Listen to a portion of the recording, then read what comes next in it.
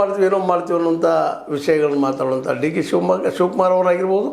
ಒಟ್ಟಾರೆಯಾಗಿ ತಮ್ಮ ಅಧಿಕಾರಕ್ಕಾಗಿ ಜಾತಿಗಳನ್ನು ಬಳಸ್ತಾ ಇದ್ದಾರೆ ವಿನಃ ನಿಜವಾಗಿಯೂ ಅಟ್ಲೀಸ್ಟ್ ಆ ಜಾತಿ ಜನರನ್ನಾದ್ರೂ ಮೇಲೆ ಎತ್ತಾ ಇದ್ದಾರಾ ಅನ್ನೋ ಸಹ. ಯಾಕಂದರೆ ಇವತ್ತು ಲಿಂಗಾಯತರು ಸಾಕಷ್ಟು ಬಡವರಿದ್ದಾರೆ, ಒಕ್ಕಲಿಗರು ಸಾಕಷ್ಟು ಬಡವರಿದ್ದಾರೆ, ಬ್ರಾಹ್ಮಣರು ಸಾಕಷ್ಟು ಇದ್ದಾರೆ, ಇನ್ನು ದಲಿತರಲ್ಲೇ ಹಿಂದುಳಿದವರಲ್ಲೇ ಇನ್ನೂ ಹೆಚ್ಚಿದ್ದಾರೆ.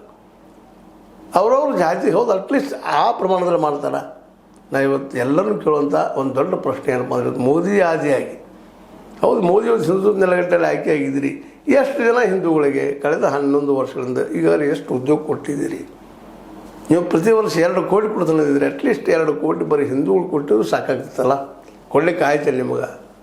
ಇದನ್ನು ಸಹಿತ ಇವತ್ತು ಗಮನಿಸ್ಬೇಕಾಗಿದೆ. ಅಂದರೆ ಕೊಡ್ಲಿಕ್ಕೆ ಆಗಿಲ್ಲ ಅಂದ್ರೆ ನೀವು ತೆಗೆದುಕೊಂಡಂಥ ನಿರ್ಧಾರ ಯಾವ ಪ್ಲ್ಯಾನ್ ಹಾಕಿದ್ರಿ? ಕಾರ್ಪೊರೇಟ್ಗಳು ಇಟ್ಕೊಂಡು ಕಾರ್ಪೊರೇಟ್ಗಳು ಕಾರ್ಖಾನೆ ತಯಾರು ಮಾಡ್ತಾರೆ, ಎಲ್ಲರನ್ನು ದುಡಿಸ್ಕೊಳ್ತಾರೆ, ಪಗಾರ ಮಾಡ್ತಾರೆ, ಎಲ್ಲರೂ ಬದುಕಾಗ್ತದೆ, ಎಲ್ಲರೂ ಉದ್ಯೋಗ ಆಗುತ್ತೆ ತಿಳ್ಕೊಂಡಿದ್ರಿ. ಅದ್ರ ದುರಂತ ಏನಾಯಿತು?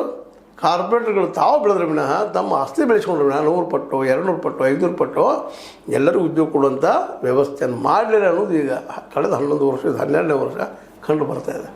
ಇಷ್ಟೆಲ್ಲ ಹೇಳೋದಿಷ್ಟ. ಈ ಕುರ್ಚಿಗಾಗಿ ಎಲ್ಲ ಜಾತಿ ಜಗಳ ನಡೆದಿದ್ದಾವೆ. ಡಿ ಕೆ ಶಿ ಅವರು ಒಕ್ಕಲಿಗರ ಕಾರ್ಡ್ ಹಾಕೋದು, ನಮ್ಮ ಸಿದ್ದರಾಮಯ್ಯನವರು ಕುರುಬರ ಕಾರ್ಡ್ ಹಾಕೋದು, ಮತ್ತು ಕುರುಬಾಸ್ವಾಮಿ ಅವರು ಒಕ್ಕಲಿಗರ ಕಾರ್ಡ್ ಹಾಕೋದು, ಇನ್ನುಳಿದವರು ನಮ್ಮ ಯಡಿಯೂರಪ್ಪನವರು ಲಿಂಗಾಯತ ಕಾರ್ಡ್ ಬೀಸೋದು, ಇವೆಲ್ಲ ಮೀರಿ ಎಲ್ಲರೂ ಕೂಡಿ ಬದುಕುವಂಥ ಒಂದು ವ್ಯವಸ್ಥೆ ಮಾಡಲಿಕ್ಕೆ ಸಾಧ್ಯದನಾ?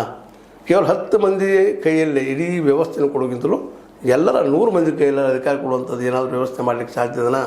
ಪ್ರತಿ ಹಳ್ಳಿಯನ್ನು ತನ್ನ ಕಾಲದಲ್ಲಿ ತಾನು ಇಡುವುದಕ್ಕೆ ಅನುಕೂಲ ಮಾಡಿಕೊಡೋದಕ್ಕೆ ಸಾಧ್ಯದನಾ? ಇವೆಲ್ಲ ಇವತ್ತು ಚಿಂತನೆ ಆಗಬೇಕಾಗಿದೆ. ಇದು ಯಾವಾಗ ಆಗ್ತದೋ ಗೊತ್ತಿಲ್ಲ. ಏನೋ ಆಗಲಿ, ಒಟ್ಟಾರೆ ಜಾತಿ ಸಮರ ಮಾತ್ರ ಜೋರು ನಡೆದ. ಮತ್ತು ಎಲ್ಲರೂ ನಾವು ಅನ್ಯಾಯ ಮಾಡಿಲ್ಲ ಅನ್ನೋದು ಎಲ್ಲರೂ ಹೇಳ್ತಾರೆ. ಸಿದ್ದರಾಮಯ್ಯ ಆಯಿತು, ಎಚ್ ಡಿ ಕುಮಾರಸ್ವಾಮಿ ಆಯಿತು, ಡಿ ಕೆ ಶಿವಕುಮಾರ್ ಆಯಿತು, ನಾವೆಲ್ಲರೂ ಅನ್ಯಾಯಕ್ಕೊಳಗಾಗಿದ್ದೀವಿ ಅಂತ ಹೇಳ್ತಾರೆ.